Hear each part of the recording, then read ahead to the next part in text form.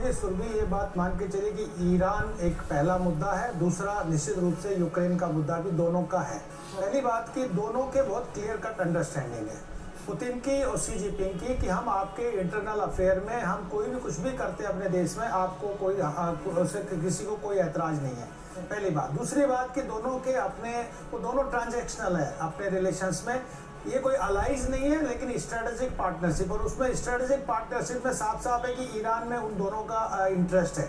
Iran को दोनों protect करना चाहते हैं क्योंकि दोनों ही वेस्ट के खिलाफ खड़े हुए हैं। तो निश्चित रूप से मान के चलिए कि ईरान का चाहे वो न्यूक्लियर प्रोग्राम है, चाहे ईरान पे अटैक हो रहा है, इस दोनों मुद्दे इनके डिस्कशंस में हो गए। ईरान को जो भी सपोर्ट, जो भी इंटरनल सपोर्ट देना होगा वो निश्चित रूप से देंगे। दूसरी बात साफ साफ है कि शी जिनपिंग को क्या चाहिए। शी जिनपिंग को चाहिए एनर्जी चाहिए, ऑयल गैस चाहिए, और जो रॉ मटेरियल है वो चाहिए।